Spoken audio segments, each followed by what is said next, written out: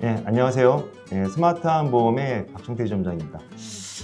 오늘은 폐화보험계에 굉장히 좀 인기가 좀 많은, 또 우리 또 지점에서 또 인기가 또 굉장히 또 많은, 또 여자들한테 또 인기가 또 굉장히 많은 팀장을 좀 어렵게 좀 모셨습니다. 폐화보험을 전문적으로 하는 팀장분이니까 평상시에 좀 그 폐화보험 쪽으로 궁금해하시는 질문을 좀 해서 폐화보험이 뭔지에 대해서 좀 공부해보는 시간을 갖도록 하겠습니다. 인사드리죠. 네. 안녕하세요. 박종훈 팀장입니다. 청주 산부인과에 상주하면서 태아보험을 위주로 좀 상담드리고 있습니다. 지금 폐화보험 쪽으로 근무하신 지 지금 몇 년 됐죠? 이제 7년 차. 7년 차. 네. 20대 만난 것 같은데, 그죠? 그쵸. 네, 네. 그래서 지금 7년이 됐다 그러니까. 근데 만나신 지 7년 7년 됐어요. 네. 뭐 7년밖에 안 됐다고 또 생각을 할 수도 있는데, 근데 이게 7년 동안 한 분야에서 한 종목을 이렇게 오랫동안 하기가 쉽지가 않거든요. 그런데 오랫동안 또 잘하고 있는 팀장이라 아마 그 폐화보험 관련해서 질문을 하게 되면 폐화보험을 왜 가입을 해야 되고 왜 또 담당자를 또 이렇게 좋은 담당자를 또 선택을 해야 되는지 아마 인사이트를 얻을 수 있는 그런 자리가 될 것 같습니다. 가장 이제 기본적인 질문 중에 하나인데 우리 그 박종훈 팀장님 같은 경우에는 폐화보험이 뭔지 좀 간략하게 좀 설명을 해주실 수가 있을까요? 초등학생도 이렇게 좀 알 수 있을 정도로 좀 간단하게 좀 말씀 좀 해주시면 좋으실 것 같습니다. 병원에 오는 고객님들한테 말하는 건데 아기가 아팠을 때 병원비가 많이 나와서 아빠가 타고 다니는 차는 팔아도 집은 안 팔게 해주는 이제 마지막 장치라고 좀 생각하는 게 있어요. 그래요? 네. 그래서 태아보험은 집을 팔지 않아도 되는 보험이다. 약간 그렇게 이해를 하면 될까요? 근데 이제 태아보험 같은 경우에 보통 이제 어린이 보험으로 많이 구분을 하는데 네. 태아보험이랑 어린이 보험이랑 뭐가 달라요? 똑같다고 항상 말씀을 드려요. 네, 우리가 300개나 되는 보험 특약 중에 있는데 그 중에 암만 넣으면 암보험이고 암내심 넣으면 성인보험, 성인보험에 다치고 찢어지고 입원비를 넣으면 어린이보험, 거기에 태아 특약까지 넣어서 이제 태아보험이라고 말하는 거고 보험에서 가장 범위가 넓은 게 이제 태아보험이라고 말할 수 있을 것 같아요. 그래요? 그러면은 보통 이제 뱃속에 있을 때 지금 태어나지도 않은 애한테 보험을 가입을 시켜준다라는 게 어떻게 보면 좀 이해가 안 되는 것들이 좀 많이 있거든요. 네. 근데 왜 꼭 태어나서 가입을 하지 않고 뱃속에 있을 때 가입을 할까요? 보험은 가입할 때 이제 아픈 걸 말하게 되어져 있는데 음, 아픈 게 있으면 가입을 못 하게 돼요. 그래서 뱃속에 있을 때 미리 가입하는 건데 가끔 오시는 분들이 이제 보험료를 아끼겠다고 태어나서 가입하겠다는 분들도 있어요. 그러니까요. 근데 아프면 가입을 못 하니까 그 몇 개월이 누구한테는 큰 돈일 수도 있는데 추후에 가입이 안 될 수도 있는 거에 그 몇만 원을 아끼자 도박을 한다? 그건 아닌 것 같고. 그럼 태어나자마자 아이가 아프게 태어나게 되면 어린이 보험 가입이 안 되기 때문에 그 전에 가입을 해야 된다는 얘기인가요? 그렇죠.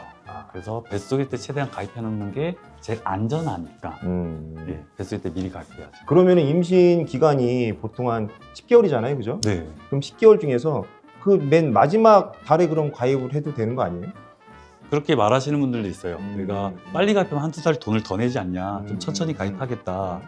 근데 내는 돈은 태아 기간 동안에 이제 100으로 정해져 있으면은 빨리 가입하면은 보험료가 저렴한 편이고 늦게 가입하면 비싸지는 편이라서 일찍 가입해도 문제가 되지 않고 내는 금액적으로는. 금액적으로는. 근데 이제 임신 기간 동안에 검사를 많이 진행하게 되잖아요. 그래서 보통은 태아보험은 12주 기형아 검사 전에 가입하라는 소리를 많이 하는데 저는 최대한 8주 이내에 가입하는 걸 추천을 하고 최대한 일찍 상담받고 일찍 가입해야 문제가 되지 않는다고 좀 생각합니다. 아니 그러면 임신을 했을 때, 그러니까 이제 엄마 뱃속에 있을 때 엄마가 이런저런 검사를 받는데 그런 검사에서 조금이라도 이상소견이 생기게 되면 그게 뱃속에 있는 애한테도 이상소견이 있다라고 생각을 하고 가입이 제한이 된다는 얘기죠? 맞아요. 그래요? 그래서 그러면 그런 이상소견이 생기기 전에 빨리 가입을 하는 게 맞긴 하겠네요, 그죠? 그게 제일 베스트죠. 그래서 태아보험을 빨리 가입을 해야 되는 거다라고 이제 말씀을 하시는 거구나. 근데 이제 보통 태아보험 상담을 많이 받다 보면 담당자를 잘 만나야 된다는 얘기를 굉장히 좀 많이 하거든요. 그렇죠. 근데 진짜 이게 담당자가 그렇게 중요한가요? 좀 많이 중요하다고 생각해요. 많이 중요하다고 생각을 해요. 네, 고객 입장에서는 진료받고 서류 준비하는데 연락이 안 돼.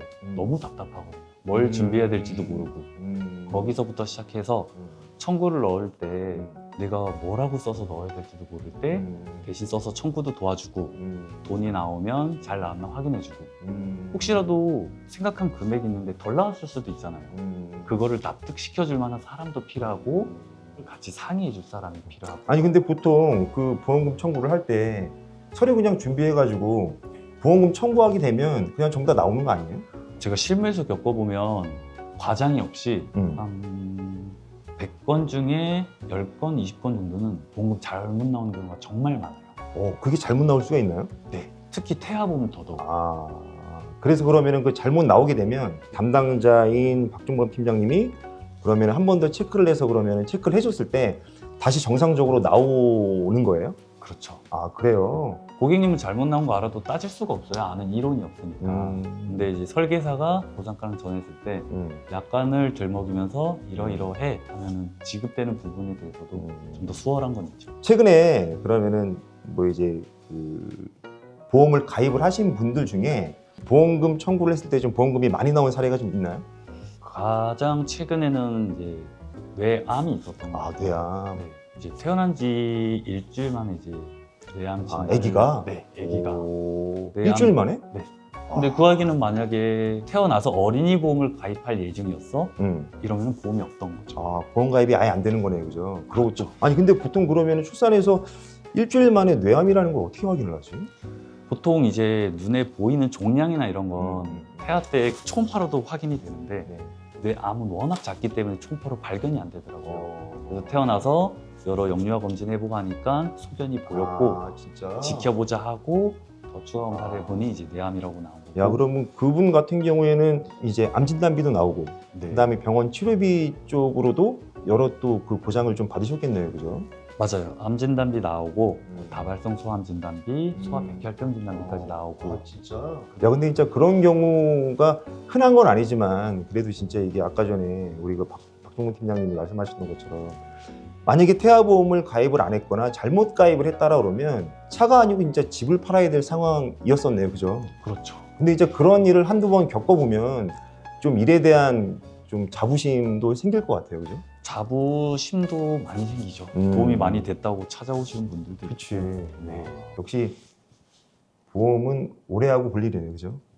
개인적으로 전부 다 또 다르게 생각을 하긴 하겠지만 보통 태아보험을 가입을 하면서 좀 적당한 보험료를 얼마 정도로 좀 생각을 하고 계세요?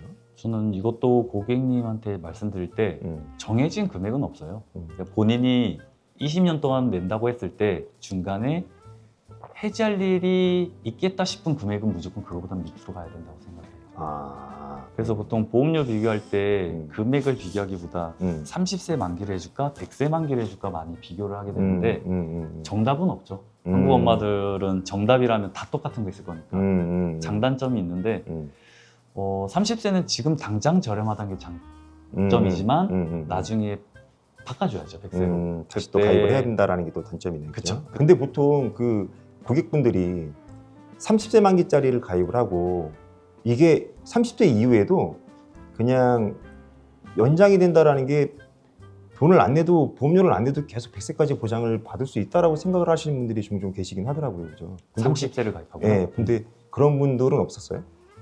그런 분들은 많이 없는 것 같아요. 그래 그럼 제가 옛날에 일했을 때만큼은 그랬군요. 예, 알겠습니다. 지금은 30세 아니면 100세 그냥 이렇게 결정하는 편인 것 같아요. 그럼 아직 우리 그 박종범 팀장님은 아직 결혼 전인데 만약에 결혼을 해서 이제 자녀를 낳는다라고 그러면 한 보험료 금액대는 얼마 정도로 가입을 할 것 같아요?